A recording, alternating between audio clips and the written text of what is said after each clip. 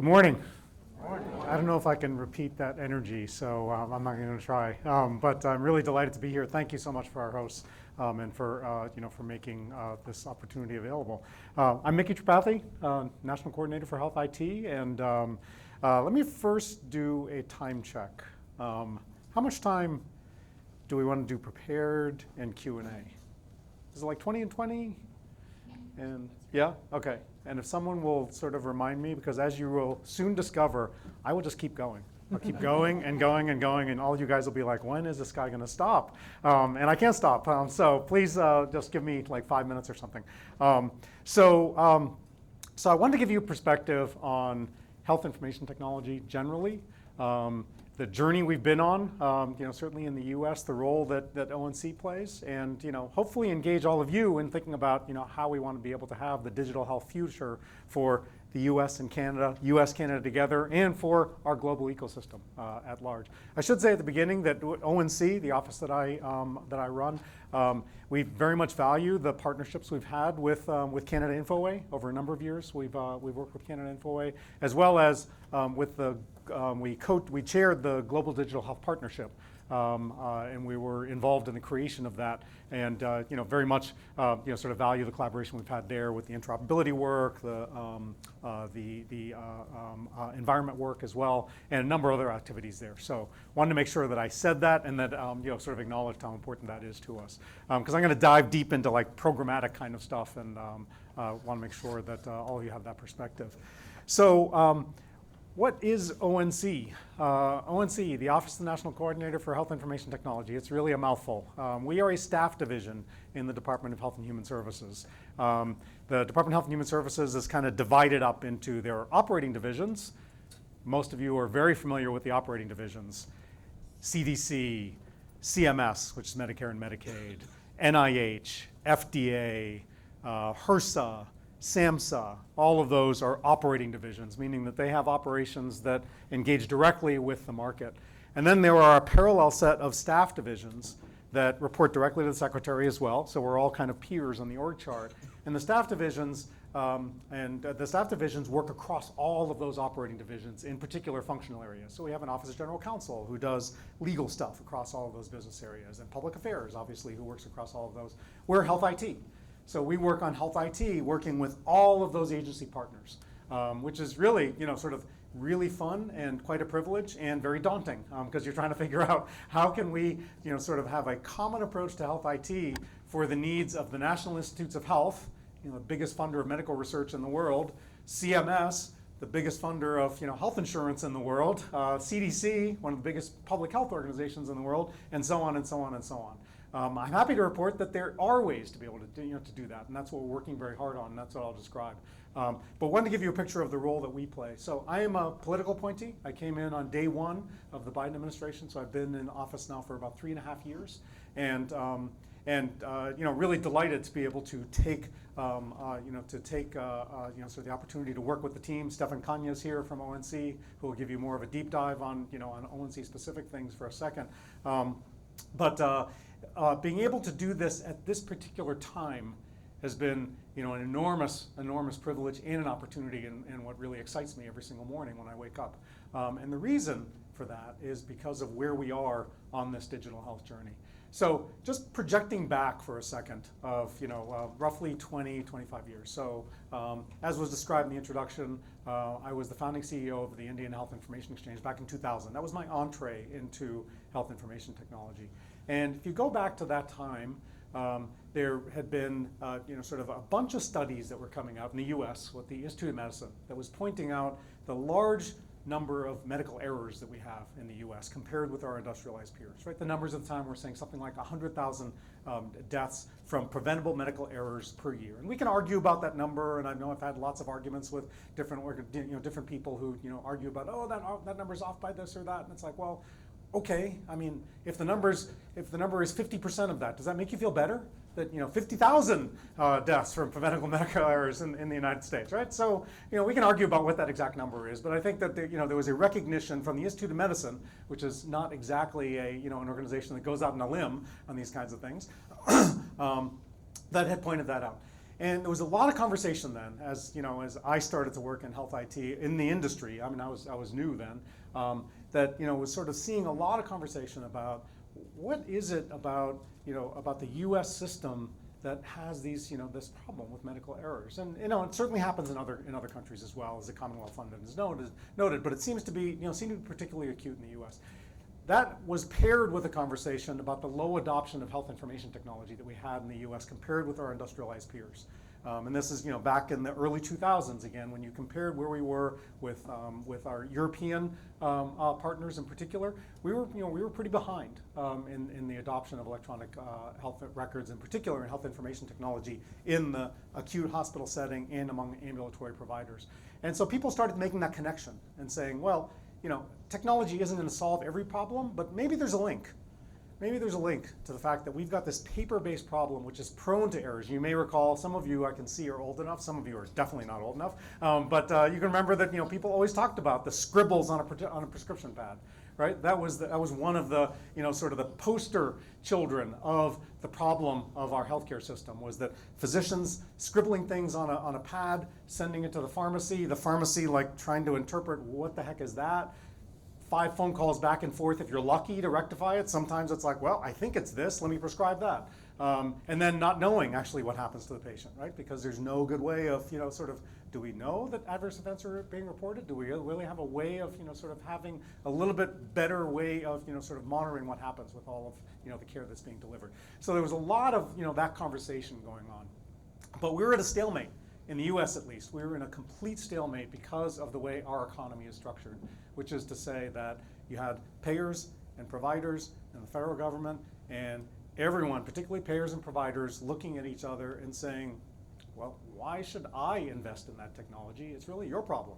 And the provider is saying, well, wait a minute, I'm being asked to invest in this technology and everyone else gets the benefits, right? Not me. I can't, Blue Cross of Michigan isn't going to pay me more because I invested in this technology over here. They're going to pay me the same. Meanwhile, health insurers benefit, patients benefit, everyone benefits except for me, right? So classic supply chain problem, where the supply chain, in this case the providers, were being asked to make an investment, and but they were the ones who were bearing the costs, and the benefits were very diffuse, and it wasn't clear what the ROI is, right? So that was a stalemate that that was in place and was sort of a part of the U.S. dilemma.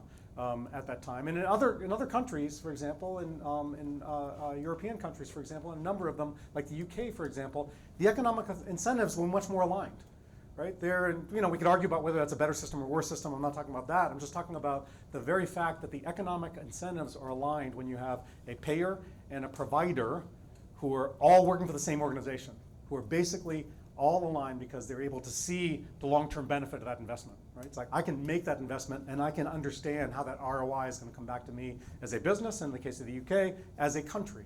In the US, very diffuse, right? Really fragmented, really hard to see how that investment by any particular actor was going to flow to an economic return that they themselves, could recognize in our very complex, sort of economic, environment here in the US. So ONC was founded in 2004 by an executive order by then President George Bush, where there was recognition, right, as a part of this conversation that we need to move forward with health information technology.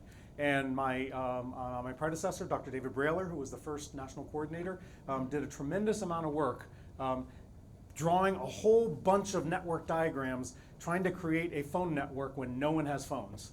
Or an ATM network when no one has ATMs, right? Literally trying to say, well, what would be the way of having nationwide interoperability, but I still got the problem that only 5% of the provider organizations in the country have anything close to what we would think of as an electronic health record, right? So a very challenging time, from ONC's perspective, to sort of say, how do we at least start to develop the roadmap that can hopefully be something that people build toward, right? As we try to figure out that bottom-up problem of how am I going to make everyone digital, because I can't have a digital healthcare system if it doesn't start with bits and bytes, right? If it's starting with pieces of paper, we're not going to have a digital health system. So a lot of work in the early years of just trying to figure out what are the strategies, how do we get industry collaborators together, maybe we can work on connecting what is digital, and then hopefully have that be something that will be able to accommodate, sort of more and more adoption from the bottom up. Fast forward to 2008. 2008, the economy crashed in the US, recession, economic stimulus, big economic stimulus that was passed. President Obama came in. It was called ARA, the American Recovery and Reinvestment Act. And a part of that economic stimulus was a large amount of money made available for the federal government, namely Medicare and Medicaid, to essentially invest in the supply chain. To say, wait a minute, we can break through this economic dilemma, or this, this prisoner's dilemma from a game theory perspective that we're all caught in, where everyone is pointing the finger at the other person and saying, well, wait a minute, you get the benefit, so I'm not going to make the investment. For Medicare and Medicaid, right, you do it through Medicare and Medicaid, and it's like, well, that applies across the entire country. And at the end of the day, all of us in this room, well, not our Canadian partners, you have a much better healthcare system. No, sorry, you have a different healthcare system. But all of us who are U.S. citizens are going to end up in Medicare eventually anyway, right? So it was the ability for Medicare, through the Medicare lens, to be able to say those are actually investments that are worth making now that we have the capital available. Because at the end of the day, that is going to flow through to to benefit Medicare, and of course Medicare and Medicaid, and ultimately for the U.S. taxpayer. That is a good investment from a taxpayer perspective as well, right? So that was kind of the perspective of that incentive dollars that were made available at that time. $35 billion that ended up being on the public side. I'm sure it was an equal amount on the private side, and of course that doesn't include the sweat, blood, and tears of provider organizations and others who are sort of on the front lines, and vendors on the front lines implementing all of that stuff. But that started the U.S. on a path to a dramatic change over roughly a 10-year period, of starting with something like 10% use and adoption of electronic health records in 2010, which is when when ARA was passed, to the point roughly 10 years later, where in the U.S. now we have 97% of hospitals and over 80% of physician offices using not just any electronic health record, but an electronic health record certified by my office.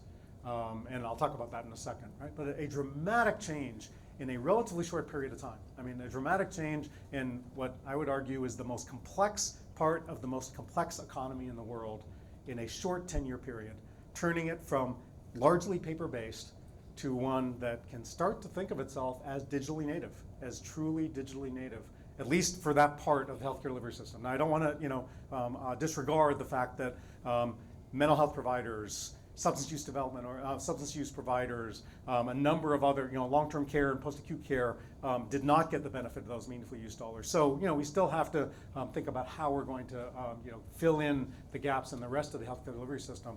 But as it relates to hospitals and ambulatory providers, a tremendous amount of investment that is now, sort of starting to see what that can provide. So, ONC was very involved in that.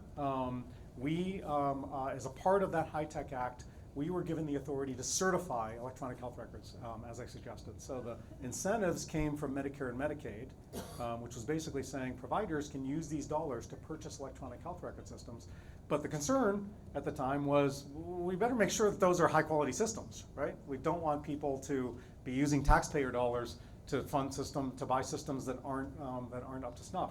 So that's where ONC came in. We were given the authority to certify electronic health records, and that's what we continue to do today for those, all those electronic health records. And that certification covers data standards, interoperability, and core functionality. And I'll talk about those specific aspects in a second.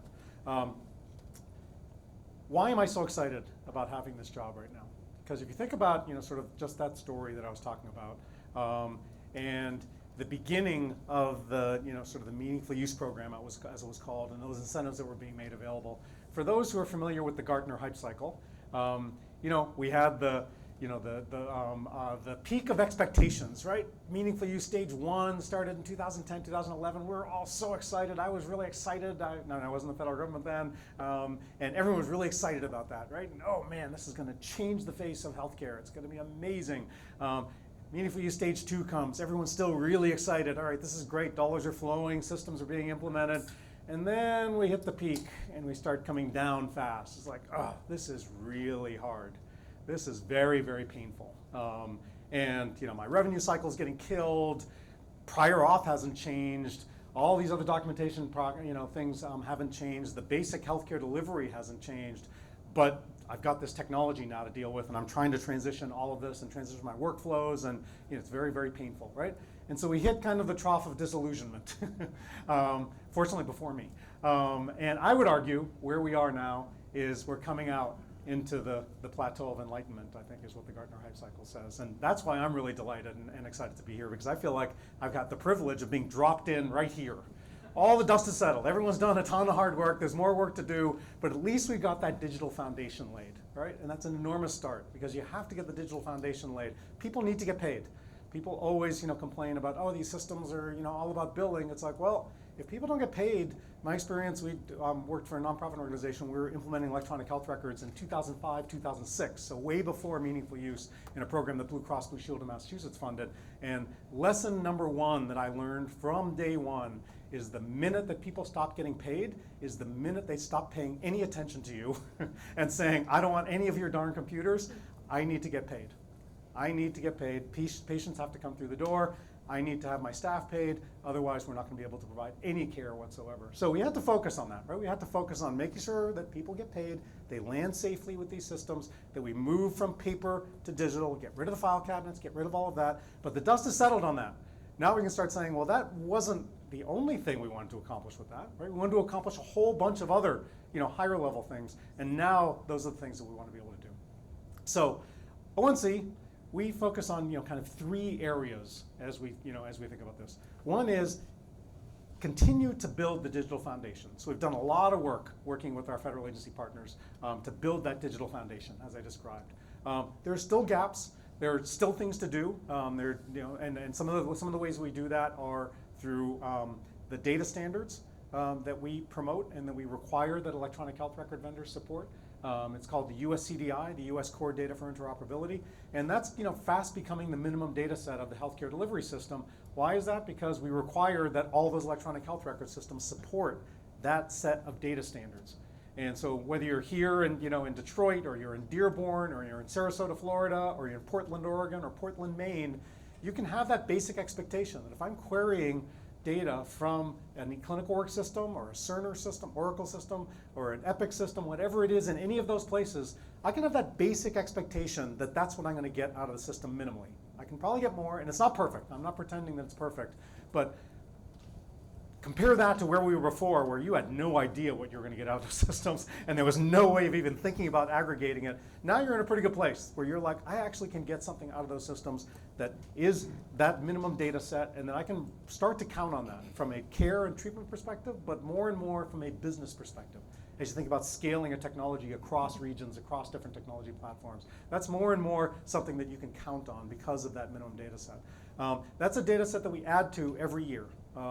So on a process where we take industry feedback, we take federal partner feedback to add more and more data elements to that, because we hear the demand from all of you, which is we need more standardized data to be able to have automation across systems, which we have shockingly little of in healthcare today as you compare it to other industries, right? We want to be able to have that automation. You can't have automation if you don't have better standardized data and systems that are built to interact with each other. If you're always having to clean up every data element when you get it, right, that sort of runs against the ability to do automation. So that's one part of continuing to build that digital foundation. We're also working with our partners on behavioral health, LTPAC, other parts of the healthcare delivery system to say, how can we as a department pull any levers that we have to provide dollars, make dollars available to those providers to be able to invest in health information technology as well, right? So that's the digital foundation.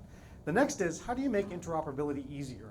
So we provided a phone to everyone. Now let's connect up the phones, right? Phones on their own don't work really, aren't great. It's a terrible analogy, sorry. But the idea is make interoperability easier, because that's what we want to be able to do.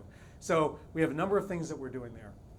One is the availability of a standard API based on the standard FHIR. For those who aren't familiar with it, that's okay. For those who aren't familiar with an API, I assure you are. Look at your phone. Every app that you've downloaded on your phone is an API working in the background. And the ease that you have to be able to say, I can just download an app, get username, password, and now I'm off and running, right? I'm doing what I want to be able to do with that app, and I don't have to think about it anymore. That is what ONC has required that EHR vendors support, that kind of approach. You may think of it as healthcare finally discovering the internet. We were talking about AI and whether it's real. The internet, I think, is real too. And so, it's one of the things that we push really hard to say we need to be able to have API-based exchange. So as of December 2022, every electronic health record that's certified by us, which again covers the vast majority of the provider landscape, is required to have made available that standard API for patients to be able to access their information, but also for businesses. That's a B2B requirement as well. So for those of you who are trying to develop technologies to be able to get access to that information through a modern API, if you're having any difficulty with an EHR vendor or for a provider organization who's using that EHR vendor, please contact us. They're required to do that in regulation, to make that available. Obviously with security and privacy provisions and all of that, but the idea is to open up that ecosystem in the same way that we've seen that ecosystem open up in almost every other part of the economy. The other thing that we're doing on interoperability is called TEFCA. Trust Exchange Framework and Common Agreement, don't worry about what it stands for. Just think of it like HBO, CVS, who knows what they stand for. It's nationwide interoperability. It's a nationwide interoperability network. The analogy I like to use is, think of the way our cell phone system works today. You've got AT&T and T-Mobile and Sprint and Verizon and globally Orange and lots of other cell phone companies. All of them private networks, all of them private companies. Yet, as a user, we have the experience of it just being a single network, right? It's a network of networks. It's got some governance over it. It's got some agreement on technical standards behind the scenes that, of course, none of us really cares about or worries about. But I don't worry that, I have an AT&T phone and you have a Verizon phone. Will I be able to talk to you, right? We never worry about that. The direction that we got from the Congress in the 21st Century Cures Act was create a nationwide network of networks, clinical interoperability model to do that same thing, essentially. Because in the US, we've got a number of interoperability networks. Some of them state-based, like MyHIN here in Michigan. Some of them are nationwide, like CareQuality and Commonwealth and the eHealth Exchange. And the idea was that you should be able to live in whatever network you want to live in, but you should also have the assurance that that network will be connected to everything else. So when I have a patient who goes from Detroit to Los Angeles, let's say, for whatever reason, that I ought to be able to just connect via whatever network I'm on. I shouldn't have to think, now I have to join a different network, and now I've got 5 networks I'm joining and trying to figure that out. That adds cost to the system, and it adds friction to the system, and prevents people from having the interoperability they want. And of course, we want to be able to do that globally as well, with our partners in Canada for sure. So that's the kind of approach that the Congress directed us to do. TEFCA has gone live. We've got 7 organizations now, networks. You can think of them as kind of the healthcare interoperability equivalents of AT&T, Verizon, and T-Mobile. They are now live. Epic is one of them. The Commonwealth Health Alliance, which is covers Oracle Cerner, eClinicalWorks, Meditech. Athena Health is another one that's live. The eHealth Exchange, which has a number of federal partners on it, is live, and they are starting to transact. So if you're not familiar with that and you want to learn more about that, please contact us. We're happy to talk more about that. But we're really excited about that because that starts to give us that kind of backbone exchange capability that we want to be able to support. Last thing I'm going to mention, and then I'll stop, is how do we think about sort of responsible and high-value uses of the information? Right? You've made it digital, great. That's that digital foundation. You've made interoperability easier, so now it can flow. That's great. Well, how do we make sure that it's flowing in the right ways, right? A, that delivers value back to the American people, back to all of you as as businesses and government stakeholders and all other stakeholders. But also, how do you make sure that it's done in a responsible manner? So we have a number of initiatives at ONC focused on health equity. We require certain types of health equity data be supported in that minimum data set. If you can't identify it, you certainly can't do anything about it. So we've done a number of things over the last 3 years to make sure that US CDI, the US core data for interoperability, captures important information related to health equity, social determinants of health, race, ethnicity, language in a standardized way, other kinds of things. The other thing is AI. Right, I have to talk about AI. I know we're going to talk about it a little bit in the QA. So 2 quick things on AI. One is that ONC published regulations in December specifically related to the question of AI, the use of AI, the availability of AI in electronic health record systems. That's the first set of regulations, and right now, so far, the only set of regulations that's come out in the Biden administration related specifically to healthcare, the use of AI in healthcare.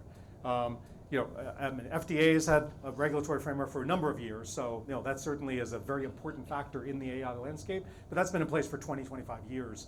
ONC regulations that we published are the only new set of regulations.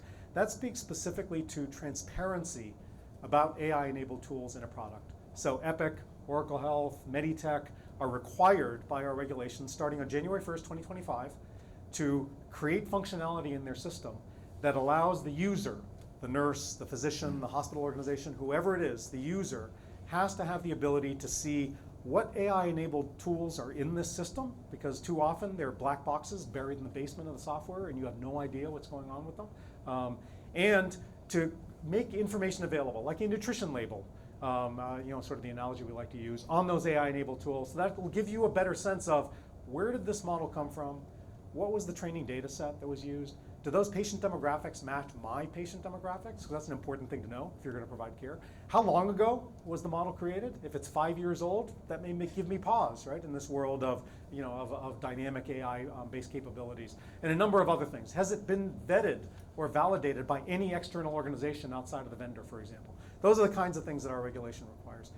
Last thing I'll mention, I think we'll cover it more in the Q&A, is in my spare time, the Secretary has asked me to co-chair the HHS AI Task Force, which is a department-wide task force that's now looking at the uses of AI across the Department of Health and Human Services. I'm happy to dive into that. We've got a number of activities going on related to AI in drug development, AI in quality assurance, working with the FDA on how do we have assurance in some way of the AI systems that are being used in healthcare, and AI and its uses in public benefits programs that are administered by states with federal dollars. So a lot of thought going on right now into releasing a plan to help states understand how they can navigate these waters in hopefully easier and better ways. So I know I covered a lot of ground. Very much look forward to the Q&A, and thank you again for your attention and for the opportunity.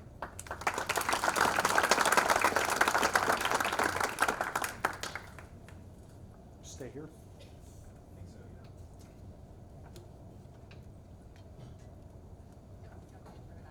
See if those are on. Is that on? Ooh, Yep. There we are.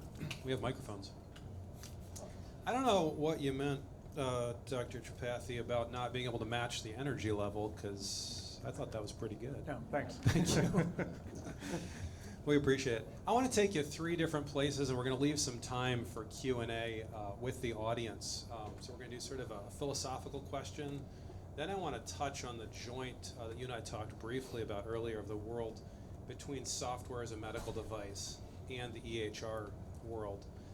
At the end, we're going to come back and talk about AI/ML, but in between, we're going to give some time for the audience to think about your questions for Dr. Tripathi, because we're going to give you an opportunity. I think Kristen or Amanda or somebody, oh, there's Amanda in the back with a microphone, so she'll be able to get to you. And you got to call me Mickey.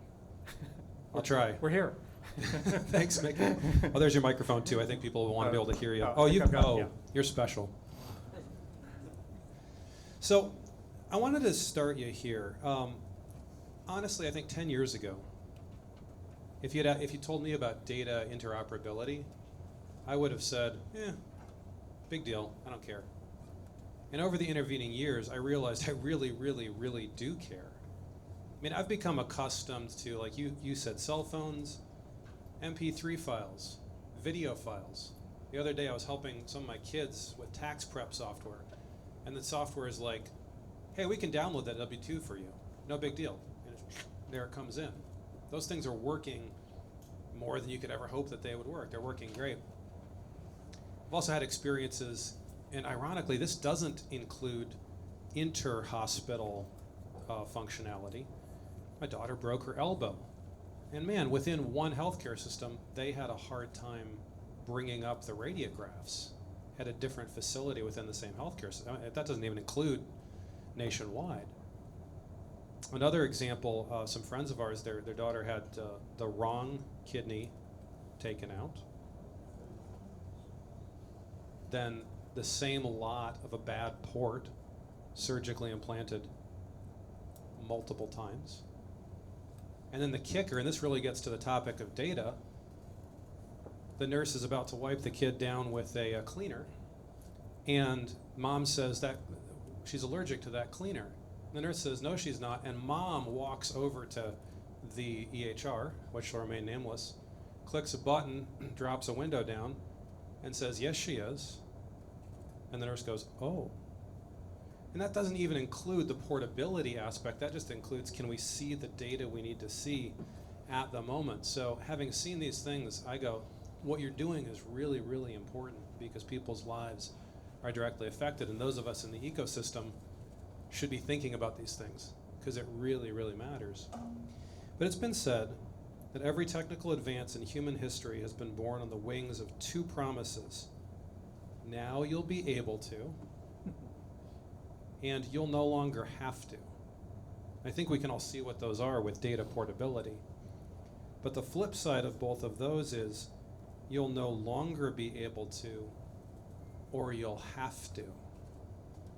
And I wonder if you could reflect for us just a minute on some of these potential negatives. You'll no longer be able to do something, or now you'll have to, because I feel like your office is really tackling some of those now you'll have to's. What are the now you'll have to's that you guys are tackling most strongly? The places where there's a unobserved missing link or the hype got too big. What are the most important ones? It's like going back to, taking an SAT test, right? The logic of, wait a minute. No, so, I think that just related to one of the comments, your earlier comments, I had a recent experience with my mother where she broke her hip, and she's recovering nicely now, but she broke her hip. She was in a hospital that was using an Epic system, this is in Lowell, Massachusetts, and which is her home hospital, by the way. She's a physician, so this is the hospital that she practiced in, right? Just to give you a sense of how deeply embedded we were. And she broke her hip in the hospital. We're moving her to rehab. Rehab hospital is on Oracle, and it's literally a half mile down the road. They exchange patients, a gazillion times a year. And as they were discharging her, you can guess what happened, right? They printed it off, handed it to me, and I'm looking at them like, wow, you're just like doing this shamelessly right in front of me, handing me this stack of documents. And they're like, and then bring it over to, to the rehab hospital, and they will scan it up. It's like you took digitally native stuff, printed it out, now you're gonna bring it over there, and you're expecting them to scan it up, and you're assuming that I'm not gonna drop it or lose it along the way. And then, and the irony of all of this is I know those hospitals are connected via Care Equality, which is this nationwide interoperability network, right? I know they are. I mean, that's what I do for a living. So they're actually connected, yet the frontline staff had no idea. And when I mentioned, obviously I was taking care of my mother, so I wasn't gonna spend a whole lot of time, lecturing them. But I did sort of say, there is an electronic way of doing this. They were like, oh, when is that coming? We would love that, And so I think we have a challenge. One of the challenges is, how do you get adoption down to the last inch, to the last angstrom, all the way to the front line, right? And I don't blame those frontline people, right? That's a function of training, standard operating procedures, workflows. I blame the leadership of those organizations for not insisting that we're not doing printing anymore. We're not doing faxing anymore, right? You've got to stop those things. So I think that a part of, things that you shouldn't be doing anymore is we need to just sort of take a stand and say, we need to move everyone. And yes, some of it's hard. It's hard to, to make those transitions, but there's a lot of value at the end of that. And otherwise, we're going to have this hodgepodge system that still has these problems of taking out the wrong kidney. Right? That's a process problem related to the fact that they're not using information that actually is available to them, like the allergy information. The information is available to them. So at the end of the day, what we want to be able to do is say that we have succeeded when no one is thinking about interoperability anymore, right? That's what I want, is for my job and Stefan's job to actually go away. And that these systems have the kind of interoperability, interactivity in a safe and responsible manner that you don't think about these things anymore. You're not trying to wrench these systems together in the way that we are right now.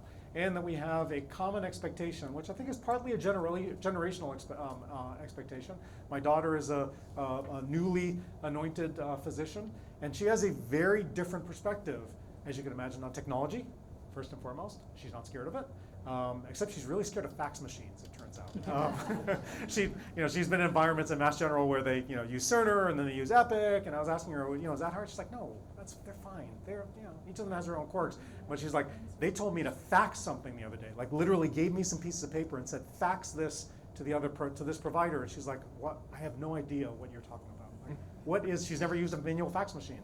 right? And they had to like walk her into the back room and show, here's the fax machine. And then it's like, well, still, what do? I actually don't know, right? So there's a generational thing that's going to happen. But she also has an expectation that information will be available and that she should get that information before she acts to the extent that she can, right? Obviously, emergency situations are different. That's very different than my parents who grew up with the training of, you're on an island. You make the decisions that with the information that you have, don't rely on anyone else, don't expect that that information is going to come, right? So I think there's partly a generational thing of true digital natives who expect interactivity and expect interoperability and are going to demand it and aren't as worried about, sort of these other kinds of things. So I think that's an important have to concept. here that you're describing is the bridge building until people are able to make that jump. Your point earlier about having to see how the bottom line affects each party involved, I think, is an important one too. I mean, I think that, and the other thing that I think is going to have to be a driver in the U.S., but it's a challenge because it's not happening as fast as any of us would like, is the move to value-based care from fee-for-service, right? One of the big challenges that we have is that in a fee-for-service system, that there's, interoperability is overhead in a fee-for-service system, right? There's no obvious payback to it. And so from a business perspective, since, we've decided as a country that our healthcare system is going to be private sector driven. I mean, the government plays a very large role, but the private sector plays a huge role. And then it's going to be a business driven healthcare delivery system. Well, in that kind of system, you got to be able to have ROI. And if you're in a fee-for-service world, people don't have an ROI to make big investments in interoperability. And what we've seen is that the minute that people flip to value-based care, kinds of contracts, accountable care contracts, and whether it's commercial or whether it's Medicare, whatever it is, and my own experience working with organizations on the ground, is they flip their attitude immediately. The minute they sign that contract, it's like, I need to have all that information available as soon as I possibly can because I am now taking risk as it relates to the quality of care and, and making the best use of dollars for patient care. So I think that's one of the things. The other thing I think is that, and this is more a medical community kind of issue, is, and I think it's happening, is raising the standard of care that all of us have an expectation for. That we should, as a matter of the standard of care, we should consider it, something that we don't tolerate. That we're not going to have information that we know is available out there, but that we're not getting for whatever reason. And increasingly, information that we know will lower the cost to patients in a world in the US where patients are being asked to bear more and more of the out-of-pocket fees for those things, right? Increasingly, every time you do another MRI, just because you can't get the result that was done 3 weeks ago at the other hospital system, is a direct cost to that patient. As you think about coinsurance, deductibles, all of that, and it's a bigger challenge for us, for us as a country. In addition to adding globally to the, to the cost of care. So I think that's another thing that, that hopefully is going to be something that we start to see more and more of as a standard of care. At some level, if you're going to be customer driven, you hope the customers start demanding this thing. That's a great point. I want to get to the audience questions here really quick. So who's our first audience question? Do we have anybody? Let's see a hand raised anywhere. Anybody for Dr. Oh, we're going to, one there and one there, okay. That's a long walk. Getting the steps in, that's great. Hi, I'm Katie with Total Reentry Solutions, and my question is regarding how the jail and prison systems fit into this, especially as it regards to interoperability and value-based care. Yeah, it's a great question that I don't know that much about. I will say that that we do work with different prison systems on their adoption of electronic health records, but they haven't been formally a part of the of the electronic health record sort of adoption approach. Although I think that through the Medicaid program, I think some of them have have been able to participate in that. But it is somewhat ad hoc, and of course there's a lot of overlap with state governments. And and state government involvement in in the prison system for to the extent that you've got both federal and state participation in those. So I wish I had a better answer for you. I know in some places, in some jurisdictions, like in New York, for example, New York State had a big effort to get adoption of electronic health records in prisons that are in New York City. And I know they spent a number of years doing that as a part of a bigger program to outfit federally qualified health centers that were delivering Medicaid services in the city itself. But but again, like a lot of things in our country, it's very patchwork. Got another question over here, I think.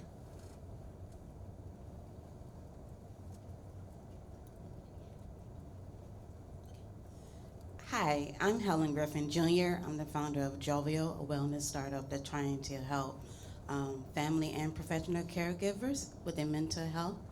I was wondering, from your perspective, I've been trying to talk to a lot of home health agencies and HR people in the health field and also just in corporate. I was just wondering, what is some of the roadblocks between like all these national government agencies to actually providing help to, let's say, home health agencies and HR, because a lot of times I've been trying to talk to folks and just trying to understand the day-to-day problem, and they didn't even know like what I'm trying to do is the option.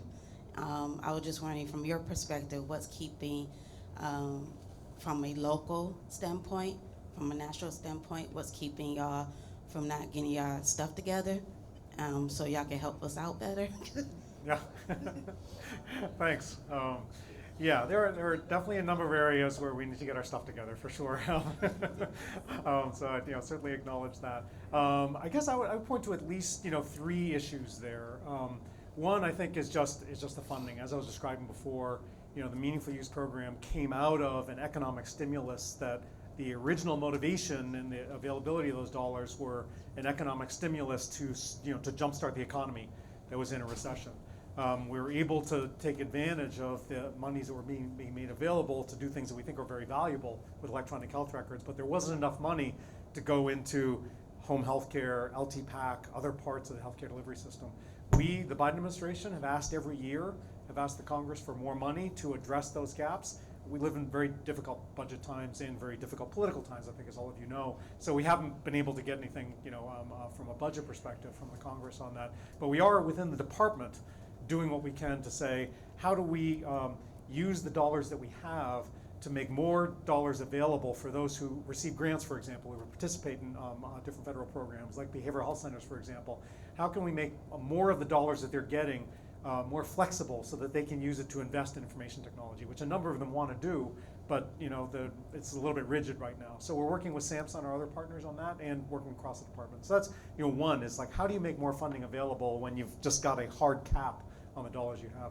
The second issue, I think, is the fragmentation and the division of responsibility, which of course, often when you have division of responsibility, means that no one's really responsible, in a macro way, which is between federal government, state government, and locality.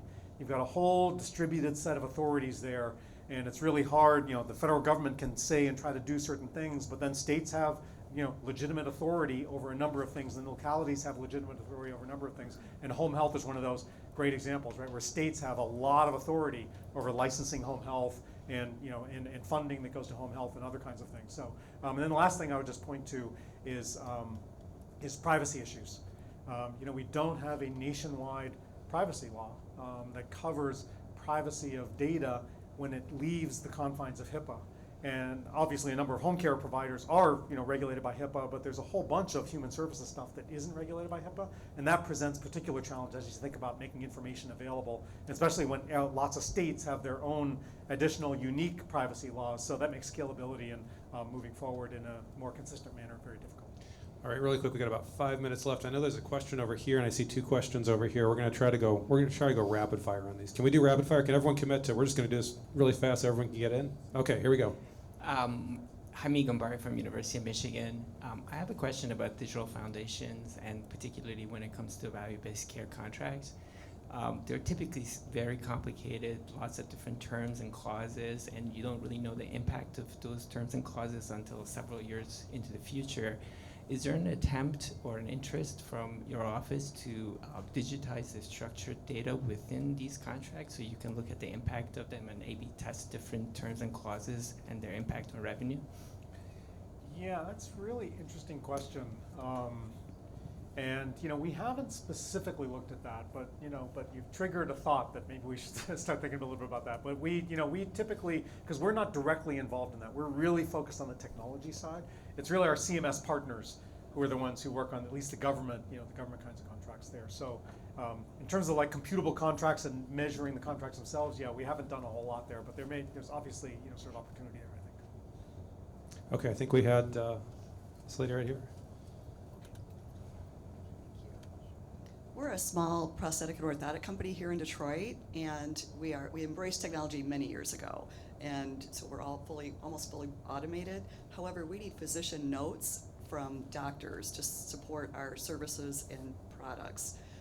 And it's difficult because a lot of doctors still use fax machines, things of that nature. So we're constantly calling some of the large health systems here too. So what would you suggest for us, just a small company, to try to automate those other, or somehow collaborate with those offices to get them more efficient to work with us?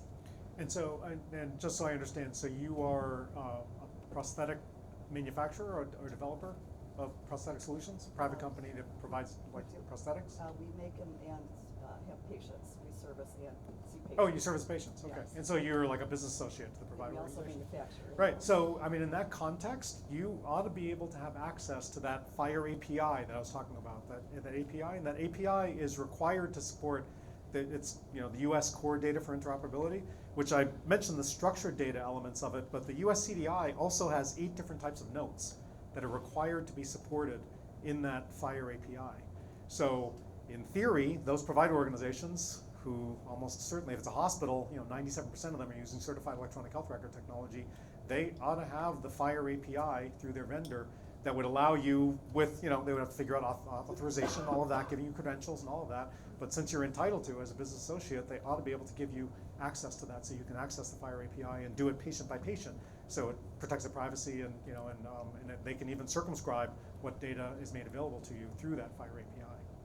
So that's what I would ask. I mean, that was the whole reason that we pushed really hard on those FHIR APIs, and the reason I mentioned that that's not just for patient access. A lot of people think that that's just for patient access. It wasn't. Our regulation is very clear that patient access is one important use case, but the B2B context is equally important because we need to allow that automation as well, so that you're not having to sort of do what you have to do, which at the end of the day adds more cost and increases the amount of time for you to be able to provide the services to the patients, right?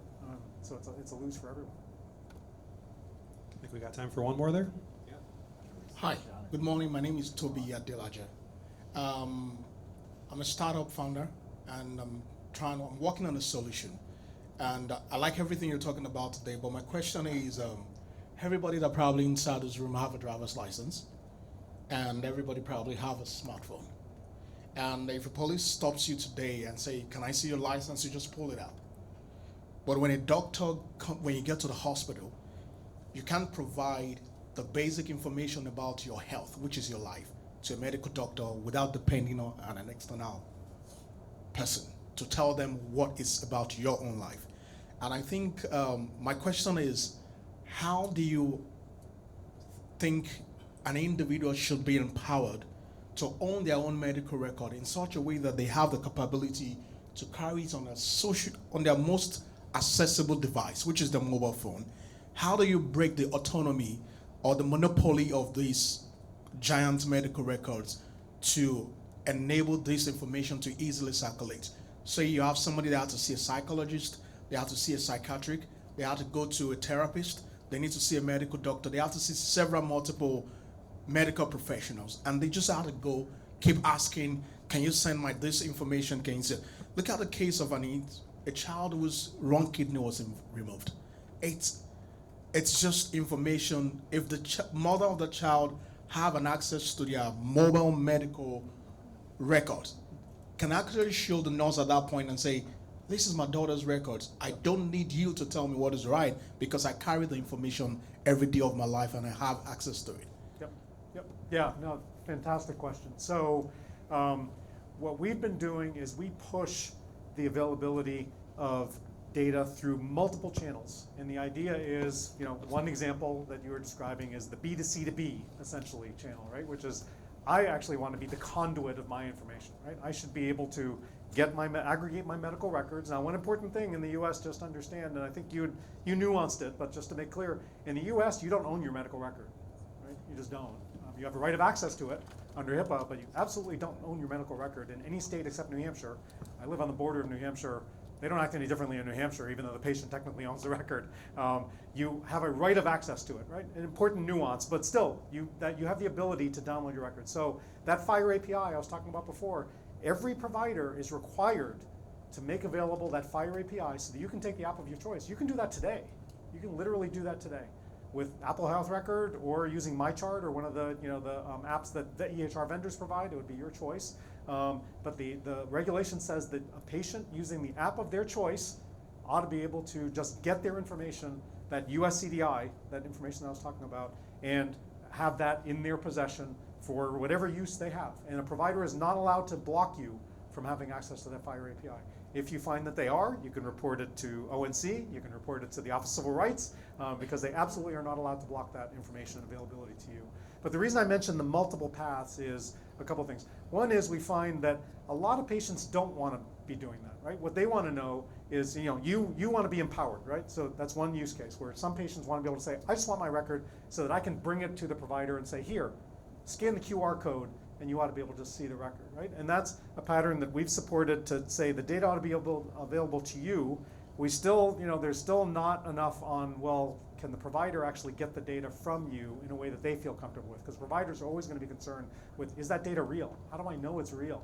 How do I know that you haven't tampered with it as a patient? How do I know that I can trust it, right? So there's work to do there on figuring out the encryption for that step of data coming from a patient back to a provider, right? But that's things that we're working on, but the pathways are built for that.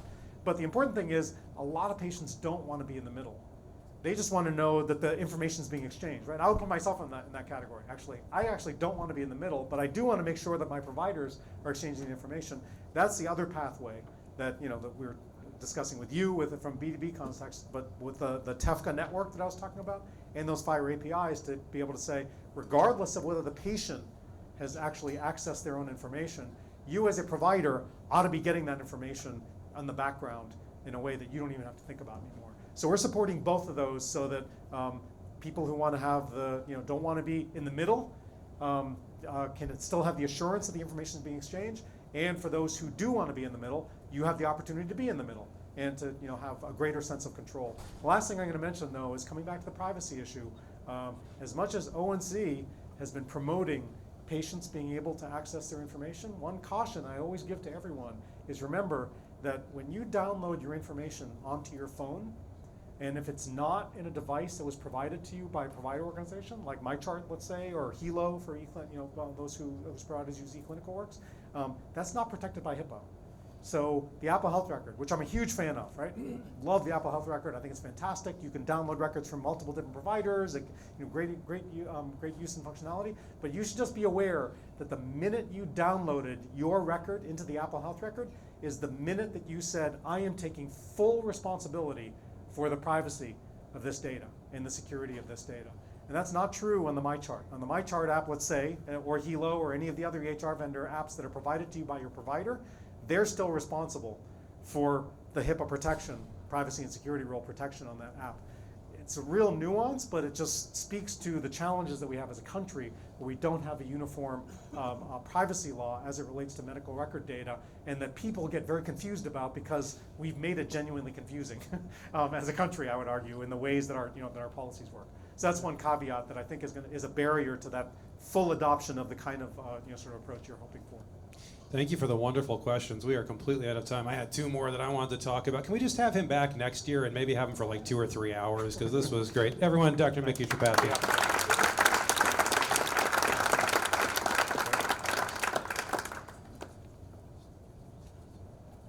Sure, absolutely.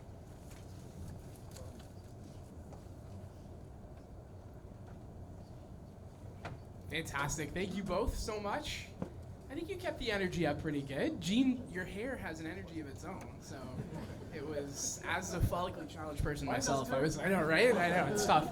We're both up here jealous. So, how's everyone feeling? We still have that NFL level energy going? You're all liars. You're all filthy liars, and I gotta be honest with you, so am I. I don't know the first thing about sports. Like, not even, I'd watch nature documentaries. You know how hard it is to get you excited up here about the migration patterns of monarch butterflies? Like, it's impossible. So we're here in the NFL stadium. We gotta pull that NFL energy. So let's bring it up. Come on. Now, ladies and gentlemen, if I'm reading my script correctly, which I may not be because there's a lot of pieces of paper here, we are heading into lunch. And also, if you are part of the not lunch.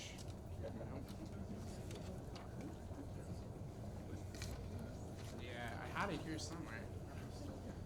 Keynotes. There we go. I gotcha. Awesome.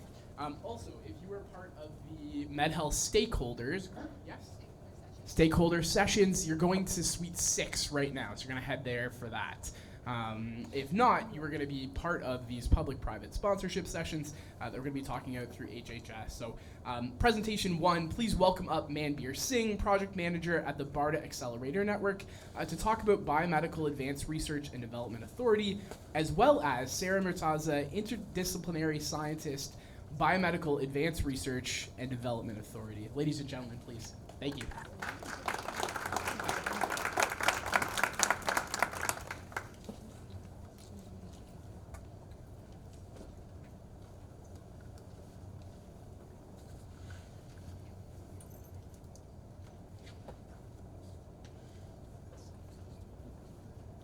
Hi, good morning, everyone. Can you all hear me? Great. So great to have you all here. We'll just do brief introductions and talk about the great agency that we both support. So my name is Sarah Murtaza. I'm an interdisciplinary scientist at BARDA, which is the Biomedical Advanced Research and Development Authority. I lead the business intelligence portfolio, which arms BARDA with information to make investment choices. And then over to you, Manbir. Thanks, Sarah. My name is Manbir Singh, super short because I will talk about my program later. I manage the BARDA Accelerator Network. So, right place, right, because I work with a lot of startups here. Okay, great. We'll get right into our presentation. So what is BARDA? So BARDA is housed within ASPR, or the Administration for Strategic Preparedness and Response, within the U.S. Department of Health and Human Services. So ASPR's primary responsibility is to prepare for public health emergencies, man-made and national disasters, chemical, biological, radiological, nuclear events, pandemic influenza, and emerging infectious diseases. So the ASPR mandate continues to be expanded because the ASPR is a can-do organization. We have supported things like the infant formula crises, mass distributions, and also the at-home diagnostic tests for COVID-19. So BARDA is housed within ASPR.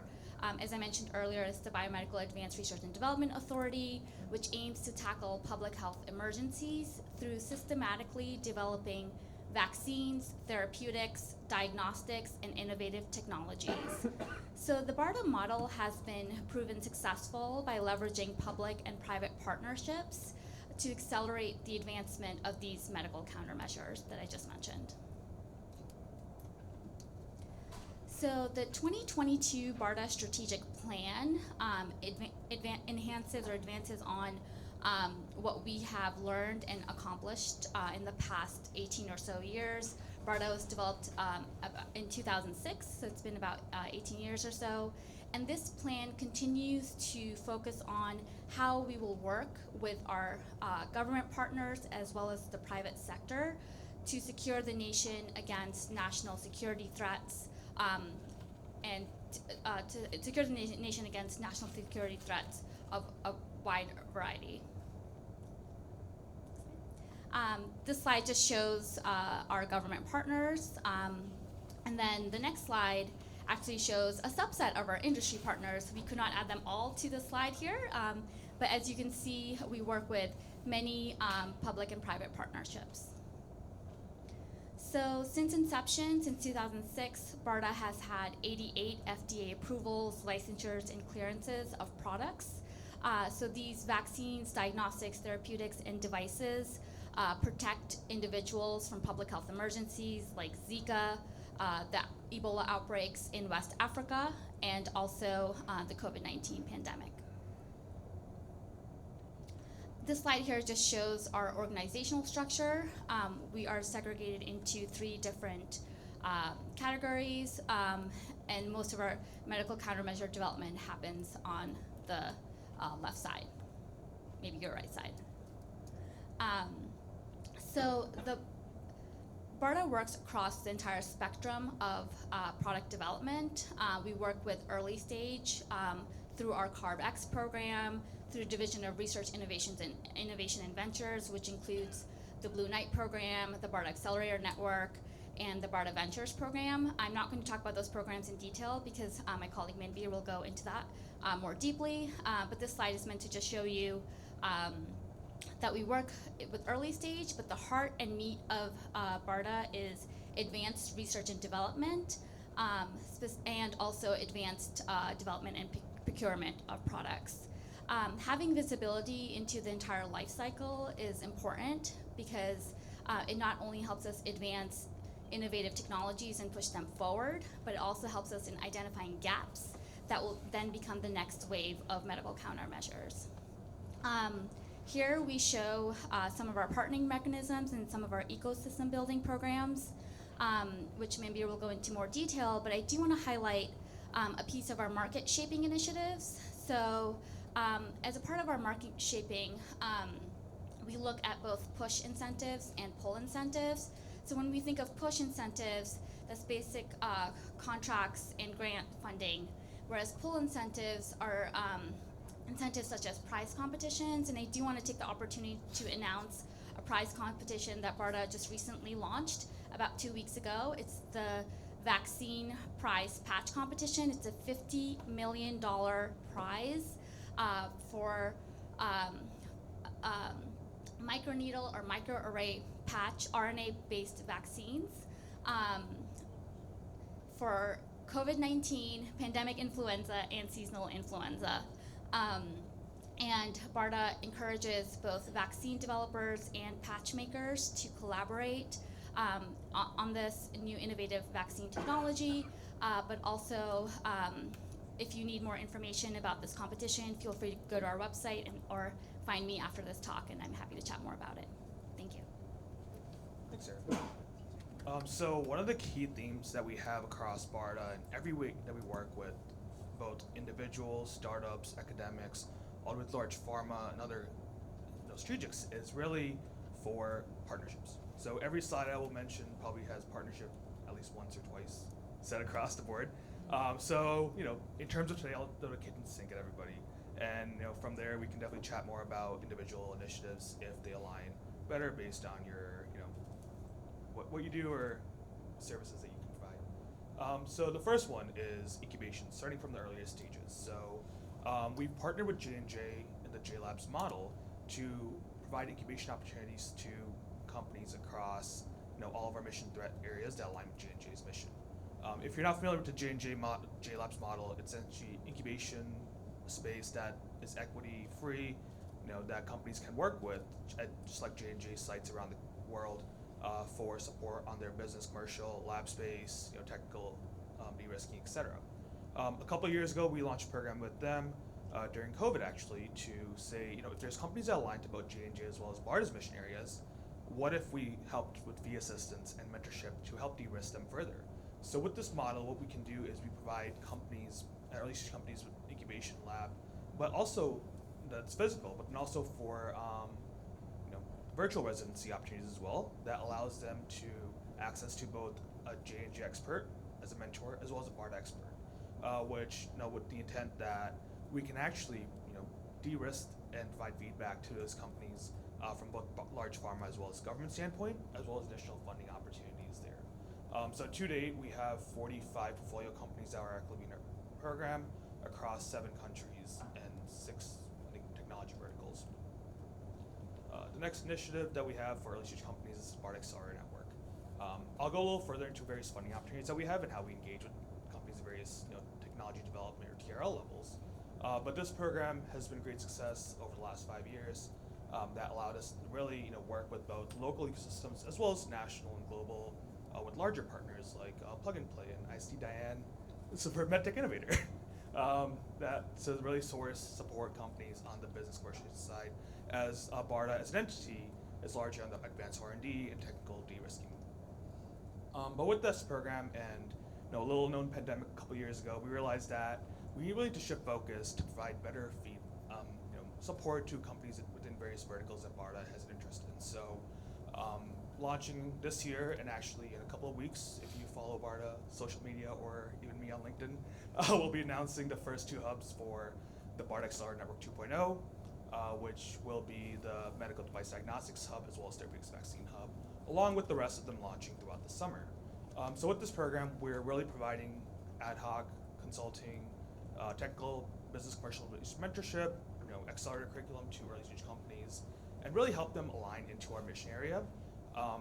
And then not only that, but also some early stage, smaller funding opportunities in the range of $50,000 to $200,000 to really help validate and de-risk their technology with the right data that can either help support, the earliest stage prototypes to go after additional funding opportunities within the government for non-dilutive or even dilutive investment, or additional funding opportunities, but then also, for later stage companies or companies already have an MVP or a product that they're developing, to see, can this technology be a true platform and be applied to areas that BARDA is interested in.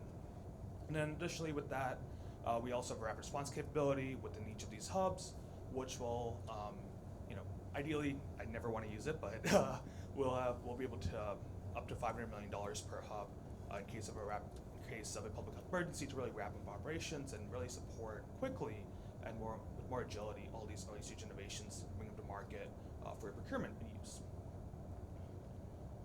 And then, in terms of more, targeted programming acceleration, we also have the CARB-X program. So this is the Combating Antimicrobial Resistance Accelerator that's run out of Boston University. And this is one of these large programs that's been up and running for a couple years now, with BARDA being the main funder, as well as a lot of other partners across both the U.S. government as well as other federal governments and sponsors. So this is really meant to take forward antimicrobial and therapies and diagnostics and tools into the market, which, if you're in that space, infectious disease, that's always a big risk for any company that's developing those countermeasures. And then something unique that we also have, is for the rest of my slides, I'll share more about the non-dilutive funding options, but it's always fun and exciting to share dilutive investment options before. So through the 21st Century Cures Act, BARDA actually got the authority from Congress to develop its own fund. So with this, the U.S. government is actually making equity investments in companies via our partner with Global Health Investment Corporation, GHIC. So with this model, the next slide will show what we've done so far. But the goal is to really promote and stimulate this ecosystem of supporting investment in medical countermeasure space. So, high-risk technology areas like sepsis, supply chain, others that may not be something that you think of until we need them, but really being able to stimulate that ecosystem and being at the forefront of those investment opportunities in the future. And as the government, this is an evergreen model. Nobody's taking home any money at the end of the road. So the goal is that with this program, we'll be able to keep it going and really increase the returns and build that evergreen model that can last into generations. So to date, we've provided $250 million to a GHIC, and with the initial intent to have a $500 million global health investment fund. But with this initial investment, what we've done so far is actually provided $53.7 million to 13 portfolio companies, ranging across from Series A, B, C, and beyond at the later stage. And I think one of the most exciting things is the return, or stimulation we've already seen. So with this, that $53 million of U.S. taxpayer money actually brought an additional $1.07 billion of other syndicate investment for those funds, for those companies to raise their, close their rounds. And now, kind of more on the non-dilutive side. So, as a government, that's most of the way the funding opportunities work.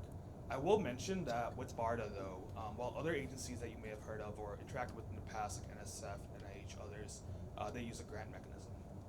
We use contracts, and that's how we do partnerships with the industry. So at the earlier stages, we have what's called the EZBA, the Easy Broad Agency Announcement. With this, it's up to $749,999. I don't know why that's a limit. We can't do $750 or $1 above or beyond. But these are early stage contracts for companies that are developing out, their next technical milestones or some sort of validation for their technology. And it's a super simple process in terms of how we work as well, in relation to other agencies. So all we would need is a market research call and an abstract from a company to really see if they're a good fit for us based on the solicitations that we have posted on our website. So with this process, roughly we're able to fund companies on average of 60 days, 60 to 75 days or so, but also at the earlier stages, really like 40 days. So, while you're applying for other non-dilutive funding options, definitely check out this. Definitely a easier road to funding. If the companies are successful with their proposal to contract with BARDA, they're actually then eligible for up to $20 million of additional funding based on another process based on availability of funds.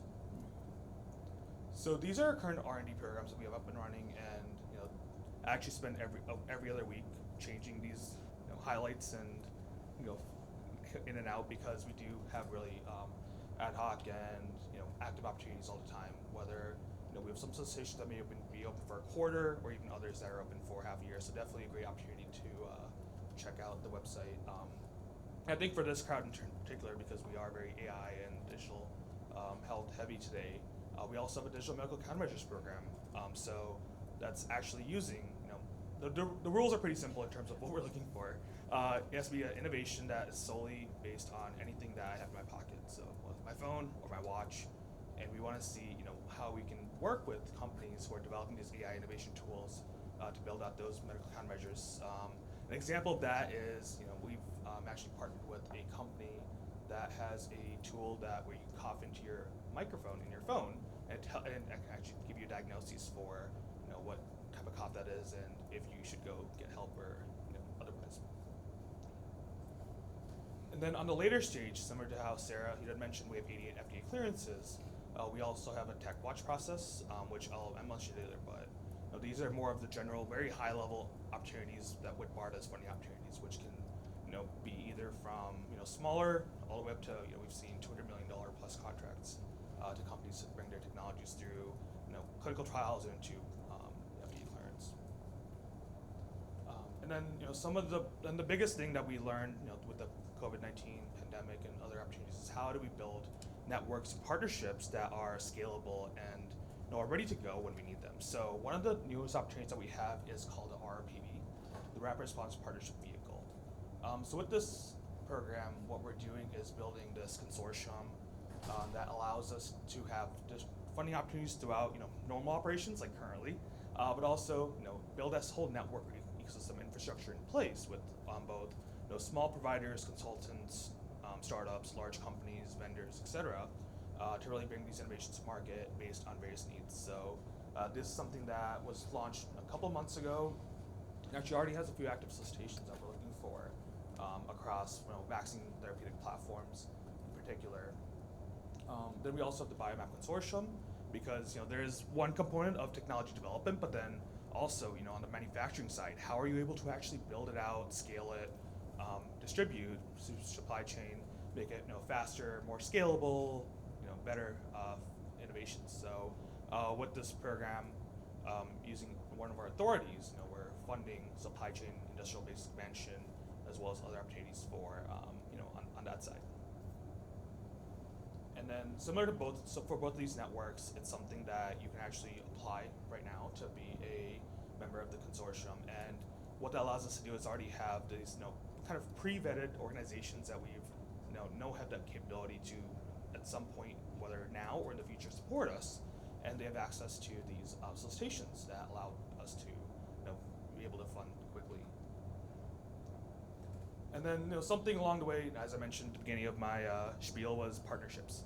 Something that we always like to highlight is Project BioShield, which was actually the authority was given to HHS in 2004 to with the goal of developing out medical countermeasures for everyone in all of these areas in this wheel.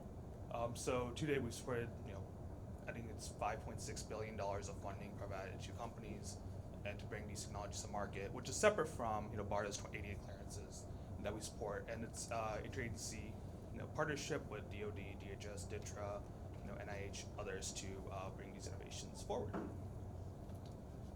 And so I saw a few people taking pictures. I think this is the slide that you want to take a picture on. So if you want to engage BARDA, one of the best ways to do it is request a tech watch meeting. So on our website, medicalcountermeasures.gov, we have all of our active solicitations, funding opportunities, and the best way to do it is say, if you see a solicitation and you're like, oh, I'm developing something that's of importance and I think it's a great fit for funding, you can request a meeting.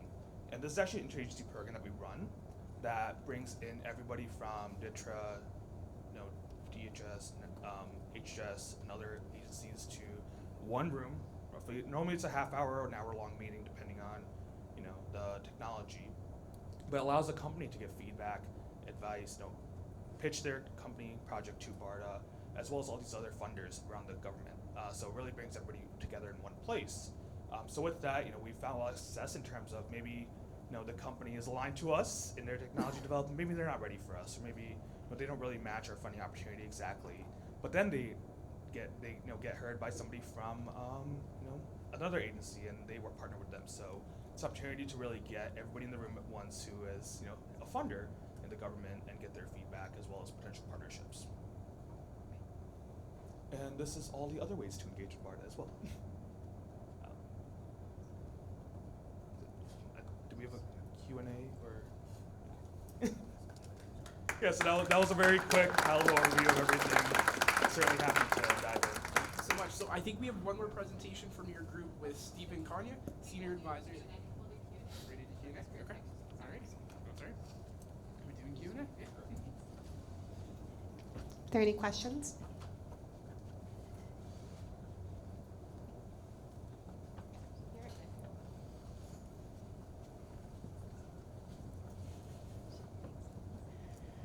I'm curious how much you guys are focused on antimicrobial resistance. I didn't see that on the slide, but I've heard it's a really popular topic, and just curious, is it something you guys are focusing on, or is it less of a focus area? Thanks. It's a great question. So we actually have a whole initiative that's based on this. So as you know, antimicrobial resistance, infectious disease research is normally one of those first products that any pharma company will cut. So we actually developed this program around 2016 or so to be the first funder for research supporting preclinical products all the way through clinical development, everything from therapeutics, preventatives, and diagnostics. So I don't think this is a funding amount, and I don't want to say the wrong number, but it's somewhere in the billions that BARDA has invested to support those innovations.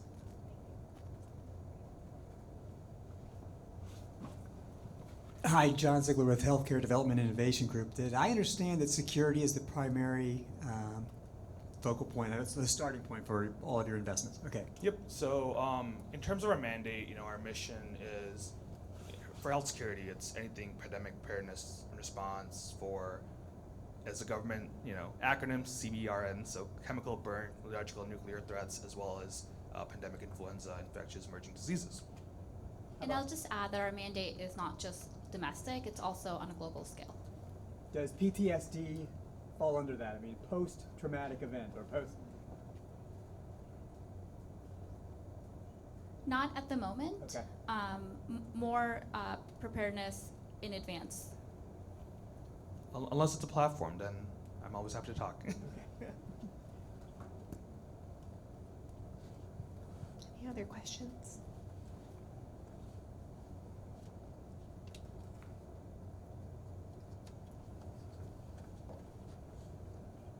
Hi, William Grenowitzki, Bellows Capital Partners. Does this funding limit any of the university funding or anything like that, or is this more similar to DARPA where it can be used in conjunction with the universities? Yeah, it's a great question. So we've actually partnered with many universities in the past for EasyVA, which is the $749,999 funding opportunity, because a big component of that is actually a cost share for up to 30%, because we understand that in this space of developing out these countermeasures, we can't be the only funder and supporter. So we're looking for companies or technologies, innovators that have some sort of traction already. So they may have grants or other funding opportunities at that stage, or are working on it, because we would hate to partner with a company and develop this long relationship if the company's only looking for our money and that's how to keep their lights on. So that's a really key component of those partnerships as well. I think something I also forgot to mention is, in terms of that partnership model, we're not just giving companies, so we're not like money, so we're not a fund and forget agency. What you get is access to both, all the capabilities that I bring in with the BARDA Accelerator Network. We've had companies transition to Blue Knight where they're looking for incubation lab space. A couple EasyBA awardees have actually gotten funding through BARDA Ventures, and then also access to our whole spectrum of services. So we actually have our own regulatory group within BARDA that works closely with the FDA for taking all these innovations that maybe the first time the FDA is working with them into market. But also we have a full network of both non-clinical as well as clinical networks that we've built that we provide companies access to or support with and how to engage as part of that services, because you can't necessarily just fund the technical development. We want to ensure that across the full spectrum and ecosystem that these companies can be successful. So whether it's at the lab space, we're working with tech transfer, or looking at company formation, IP, everything there, and then how do you transition now into a lab so that you're not paying the high university fees for working there.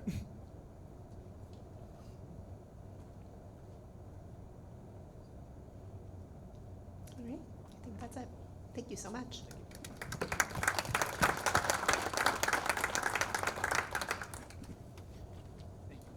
Thanks so much. Awesome. Our next presenter is Stephen Konya, from Senior Advisor and Innovation Portfolio Lead, Office of National Coordinator for Health IT. Stephen, thank you.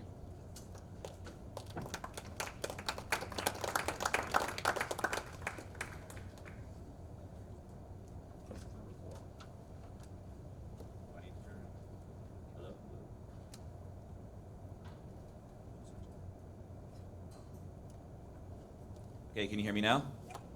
Okay, so first off, let me just say I'm so excited that BARDA was able to be here, my colleagues who just presented.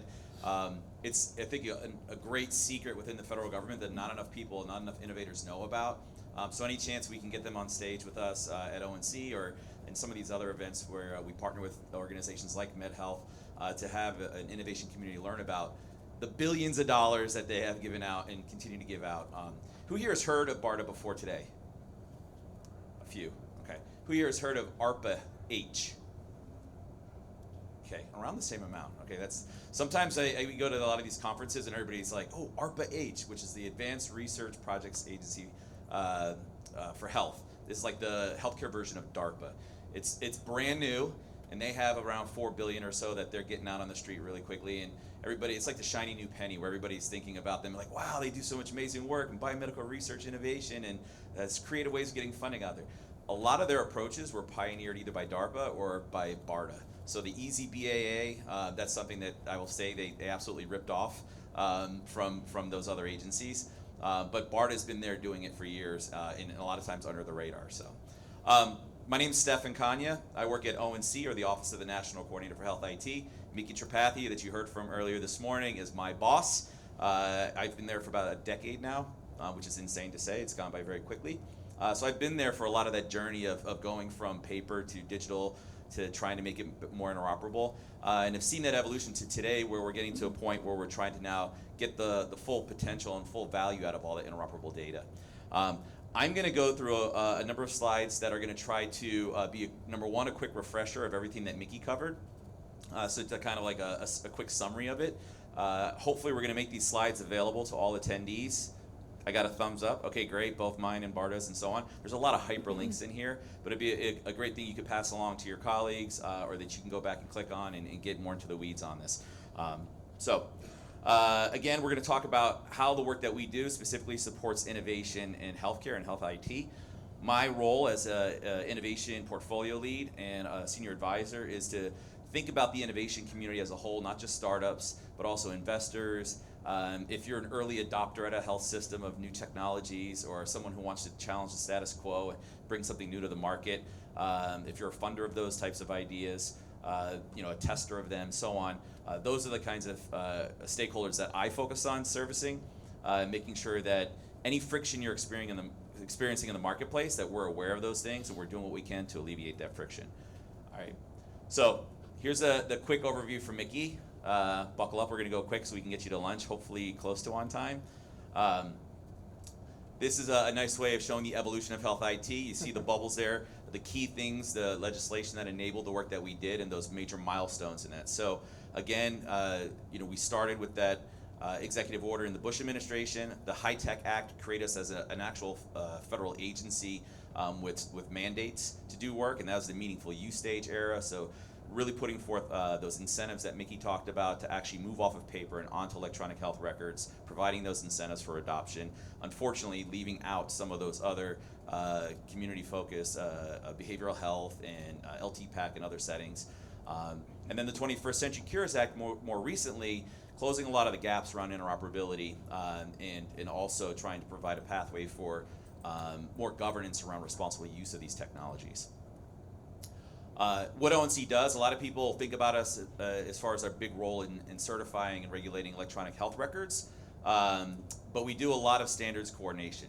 Standards for data to make sure it's all aligned. Mickey talked about US CDI, US Core Data for Interoperability. I'm going to talk a little bit more about that to give you some better sense of it. But also data exchange standards. So how do you actually exchange that data between systems and having like a protocol mapped out for that. And then what we've been evolving into more is, again, those business standards, right? So the responsible use of that data, the governance, et cetera. Mickey mentioned this, but we sit in the Office of the Secretary and coordinate across the entire U.S. federal government. So you'll notice on the left side of your screen, under the yellow bar, there's almost just as many agencies outside of HHS that we work with, in addition to all the agencies that are on the right side, which actually do fall underneath HHS. And so each and every one of these close to 40 federal agencies, that's 40, falls underneath the Federal Health IT Coordinating Council that we lead. And the idea is if we put forth, like this should be a data standard in this one area of healthcare, the idea is that any of those other agencies are adopting that same type of approach. We're speaking with one voice as the U.S. federal government. It's not that FDA requires one type of data element in one format for real-world evidence, and then CMS is requiring the same type of data but in a different format for a payment model. It'd be best if it's all kind of done in the same formats, right? So we try to be aligned through this. And again, I don't know if you know all the logos on there, but there's a lot of obvious ones outside of HHS that we work with, like the VA or the DoD and with the Defense Health Administration, which actually provide healthcare. But there's probably a lot in there that you wouldn't even think have some kind of a health IT angle. And one of my favorite examples to give is the United States Postal Service, which a lot of people probably would be shocked, like, how do they come to deal with healthcare technology? It's the United States Postal Service. They mail stuff, right? But if you think about how do we do patient matching in our country, do we have a national patient identifier? We don't, right? Instead, what we do is probabilistic matching based on a couple of key data elements, one of them being address specification, one of the key ones. And guess who sets address specifications for the country? The United States Postal Service. So we actually partner with them on having address specifications specifically for the healthcare industry, which is kind of cool. The 21st Century Cures Act, this is like your crib notes here. We've got a ton of fact sheets, videos, things like that to help explain and break down different components of it. A lot of what's in there is where it talks about US CDI and also the API requirements that Mickey was talking about, where that functionality, that exportability needs to be available. But you can go to this web page on here and go down a rabbit hole learning everything about it. The US CDI, US Core Data for Interoperability, think of it as that minimum expected floor of data that's going to be available in all these electronic health records that are out there. So right now we know that's not the only source of data, the electronic health record, but it is a key nexus of a lot of the data. Probably has like the most data when it comes to somebody's care and coordinating it. And what we try to do is make sure that all vendors are using the same minimum foundation of that. And as Mickey mentioned, this continually evolves and gets added on an annual basis. It's an open process. Each and every one of you in this room can go to our webpage for this, look at all the data elements and how they're classified and grouped, and provide feedback of, I agree with this, or I don't agree with this, or you should add these other new data elements that should be available across the board. This is actually already in use, as Mickey mentioned. So if you have an iPhone, he mentioned Apple Health Kit, you can pull up that app. And they've been working to get hundreds of health systems. If your health system's not on there yet, they probably will be in the near future. But you can just, in a couple of clicks, get all your health records that's based on US CDI, pull down into your phone. Mickey did mention the warning about now you're taking responsibility for the privacy of that data, but the point is it's accessible to you. And then for Android, there's another option for those types of phones. TEFCA's using it. CMS requires it as well. So it's already in practice as far as US CDI goes. Right now we're already on our version 5 of it, and that's actually out. It just closed for public comment, I think, yesterday.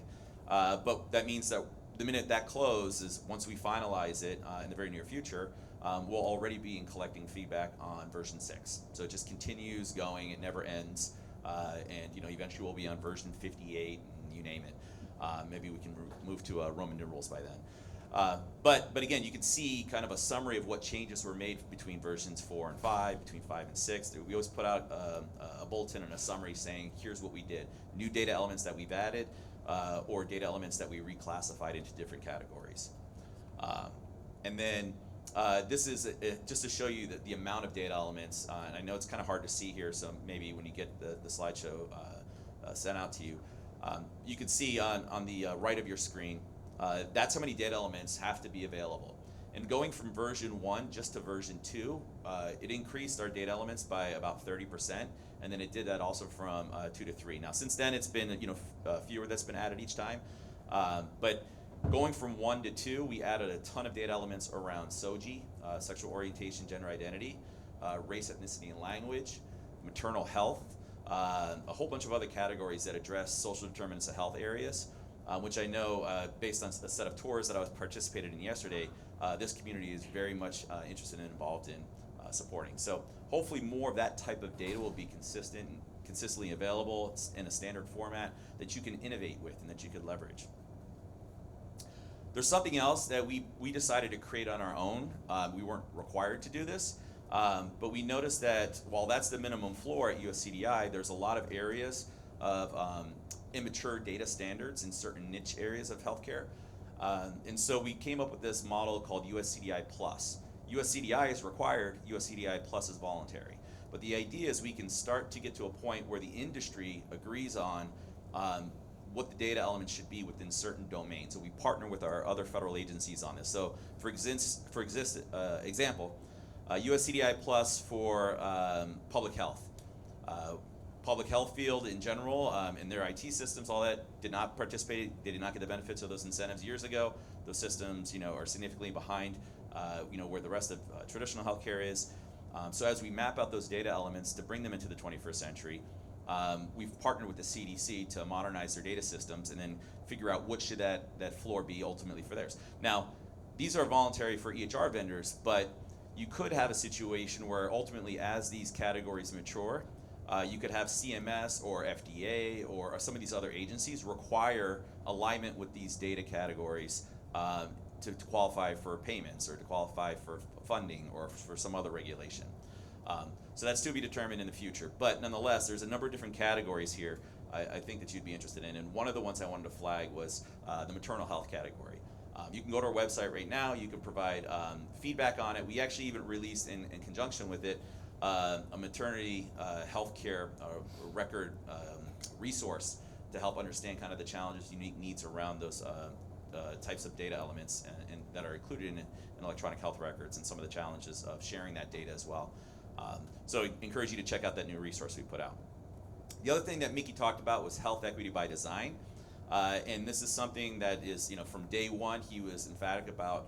This is going to be one of his legacies he leaves behind. It was in strong alignment with the entire administration. And the primary goals here are essentially that just as we have privacy by design or security by design in every type of technical development project we have out there, for building an app or building a database, whatever it may be, we want to make sure it's secure and can keep information private. The same type of thought needs to go into every phase of development, the full life cycle, when it comes to thinking about the equity implications of it.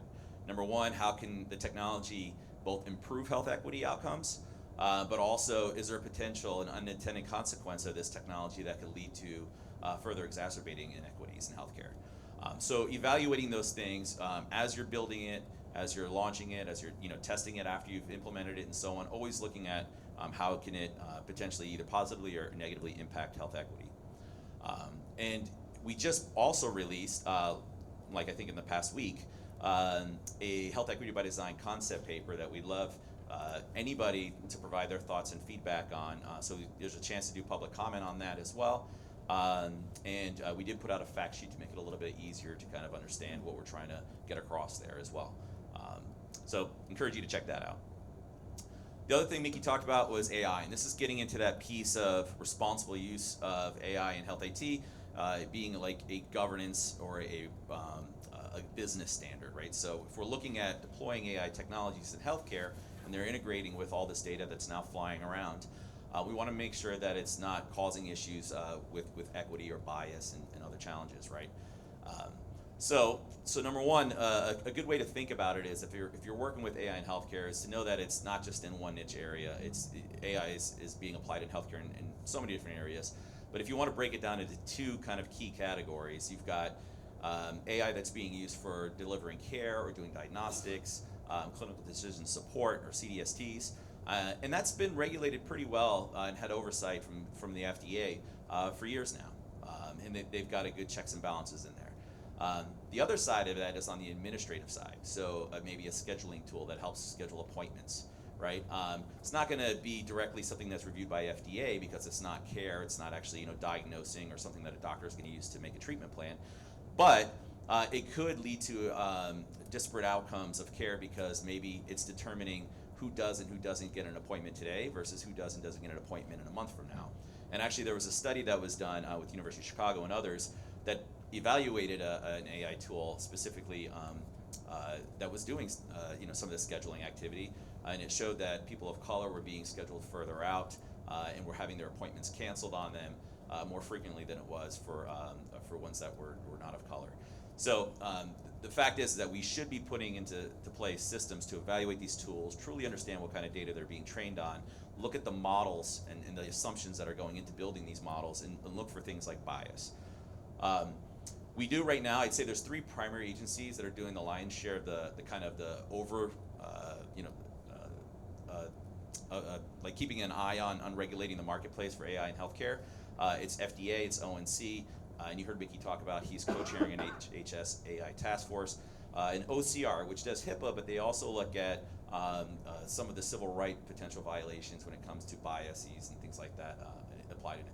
So they're the three regulatory agencies that are really looking at this, but there's a ton of work being done by NIST, National Institutes of Standards Technology, with a responsible framework for AI. We're working with them on adapting it for healthcare. AHRQ, the Agency for Healthcare Research Quality, has done a ton of work. We partnered with them. Actually, I think I might have my next slide. Not quite. It's 2 slides. We partnered with them on a resource that is available for people to pick up and look at, a manuscript. It's posted in JAM, actually, that talks about ways and strategies you can take to mitigate for bias in algorithms in healthcare, to look for them, all the different places that bias may lurk. But we're also collaborating with not just government agencies, but with the industry as a whole. So there's a lot of efforts in the last few years that have been spun up. The Coalition for Health AI, CHAI, is probably one of the biggest ones. And it's got a number of organizations that are on the non-government side that have been crucially involved in launching it. And we sit as like government observers and participate in that. We also participate in the Health AI Partnership, or HAIP, that Stanford helped launch, or Valid AI, which UC Davis helped launch, and that has a focus more on generative AI, responsible frameworks and such. But the idea is that there's a lot of these industry efforts. You can go to their websites, you can learn about the work that they're doing. There are certain informational resources they put out to help guide people as they're building these tools, as they're evaluating them, as they're implementing them, et cetera. The other thing is that we just recently passed the HTI 1 final rule. This is a new piece of legislation, a healthcare technology interoperability number 1 rule. We'll be having a HTI 2 and HTI 3, and they'll go on. But in this one specifically, we put forth that legislation that Mickey talked about, that significant piece of legislation and government oversight on AI in healthcare, the most significant thing in years, where we started to figure out not how can we evaluate the tools ourselves, and say, like, yes, every single AI tool that's out there needs to be reviewed by the government, including all these scheduling tools and other things. But rather, we're compelling the EHR developers to be more transparent and accountable for the tools that are being delivered through their systems. So this is all based on a FAVES principle, and I think this is a good way to think about, as you're evaluating these AI tools, thinking through, number 1, is it fair? Is it appropriate? Is it valid? Is it effective? Is it safe? Right? And if you can check all those boxes, then you're in a pretty good situation to roll it out, probably. But you want to continually monitor it even after you've rolled it out. But again, we're focusing on transparency and accountability. And the idea is through that data transparency, we can get better performance, transparency, and then ultimately organizational transparency. So as a health system, they're monitoring this as an enterprise, and that's going to lead to greater trust and adoption of these tools in the marketplace. If you looked at where AI has lagged or slowed in its adoption in healthcare compared to other sectors and industries, it's been because of this lack of trust of doctors not knowing they can count on it and depend on it to do what it's supposed to do and to not have these issues of bias. And so what we're trying to do is, and I'm not going to read all this, it's just all the links you'll need if you want to dig deeper on it. But what we try to do is make sure that these 9 source attributes types of information are being made available for people who are looking to evaluate these tools. And so that way they have a good sense of it. What kind of data has it been trained on? What's its original intended purpose and use? Are you using it in the right context and setting? And how is it tested and so on? If you have more information like this, hopefully you can have make better choices on which tools you're deploying and asking them the right questions. And it creates this marketplace pressure for them to be more accountable as well. All right, so I got through all that. Maybe not as quick as I wanted to, but nonetheless, that was the overview of everything that Mickey covered, and those are your take-home notes, so you can see those in the PowerPoint that goes out. I'm going to just highlight a couple other things here, because we do focus on public-private partnerships and supporting the innovation community. In the High-Tech Act, there's some language that a lot of people doesn't know exists, which justifies my job and the work we do to come out and engage with the innovation community like we're doing today. Number one is, amongst our duties, we're supposed to create a more efficient marketplace. And the second thing is to create greater competition, right? Not monopolies, but more competition, an app ecosystem, all of that in the field of healthcare technology.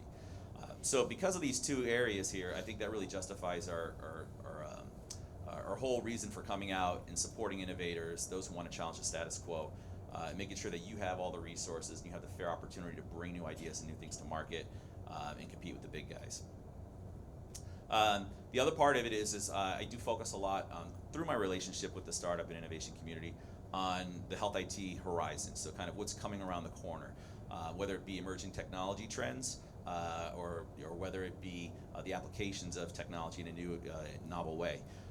Thinking through, ultimately, what is going to create friction in the marketplace, or what's a unique opportunity we need to be more organized and ahead of the game on. We don't want to ever be in a situation where the industry is saying, why isn't ONC doing more about this? Or there's not enough data available to support, or incentives to support the adoption of something like digital therapeutics or whatever it may be. If you have a promising technology, we need to be ahead of the curve on trying to clear the path for it to get into practice, right? And then maybe be participating in helping to vet it and see exactly what is the true potential of it. So that's something we're continually monitoring. And as far as who we define as the innovation community, this is my attempt to try to summarize this. I've used this now for close to 10 years, and hopefully all of you see yourself in one of these categories. If you don't, come see me. I'll be here throughout the day. Or shoot me an email, and I will probably challenge you that I would see you falling into one of these categories. But happy to amend this if you prove me wrong and if you feel like there's a 5th category that needs to be added on there. But if you believe in innovation and supporting innovation in healthcare, especially when it comes to technology, hopefully you fall into one of these categories, because that's who I try to support. The other thing is to think about, as we support innovation at the federal government side, there's a lot of different ways we can do it. You heard my colleagues at BARDA talk about some of the ways that they provide funding support. We do it through policy levers as well as funding support and regulations. But at every stage of development of that new innovative idea, from the ideation through to the development and testing of it and validating of it, to ultimately getting it into the market and commercializing it, there's different ways that government needs to think about how we can support you on that journey. So we partner with organizations like MedHealth and TechTown to try to figure out how do we reach innovators at these different stages, and then try to connect them to the right resources that are available on the federal side that's going to help them go from one stage to the next one, and then eventually into a large-scale solution that's available readily in the market. And of course, continuing to support the availability of data across every one of those stages, because it's crucial to fueling innovation at every stage. The last thing I mentioned is this is the 5th of these public-private partnerships that we've been fortunate enough to launch under this model known as Innovation X on the federal government side. First we had Kidney X, then we had Lyme X. Both of those are actually still ongoing. We had Pandemic X. We helped launch Kids X, which is a collaboration of pediatric innovation centers throughout the country. And then now we've got Cancer X, which has been an amazing ride for the past year or so. There's 3 verticals to it as far as what kind of work gets done. Anybody can join us if you're interested in supporting digital tools, getting more digital tools and innovating in that space for cancer and in the field of oncology. It is all about digital tools, so it's not about new drugs. Please come see me. We can get you plugged into one of these verticals, hopefully. The Startup Accelerator is running its first cohort as we speak. They'll wrap up at the end of this summer. We've got 16 companies that got in to that inaugural cohort. And federal agencies are collaborating and supporting them as well. As well as also, now I think this is out of date. We have about 170 something different organizations, even outside of government, that are participating and supporting this collaboration, providing mentorship to the startups. We have an extended accelerator network. We have all these other incubators and accelerators throughout the country who are providing resources to support the startups as they go through there, and so on. So if you're interested in supporting innovation and digital tools in the cancer space, come see me about that, or go to cancerx.health for the website. That's my contact info. I'll be around all day. Look forward to talking to all of you. I do want to mention one other thing. I got excited when I heard that it was it TechTown's 20th anniversary, right? Or was it MedHealth? Which one? TechTown. So TechTown's 20th anniversary. I got really excited because it's actually ONC's 20th anniversary as well, technically. And I thought for sure Mickey was going to steal that, and I wasn't going to get to say it, but now I got excited because I get to say it. But yeah, it's our 20th anniversary this year as well. And in fact, at the Health Evolution Summit just a few weeks ago, Mickey was on stage with every single national coordinator that's ever served, and they were reflecting about all the years of the agency, how it grew. And we have a whole campaign of like timeline resources and information coming out soon. So nice to be celebrating on the same birthday with all of you for our 20th anniversary. We've kind of come up together, and excited to be here again, once again, with your community. Thank you.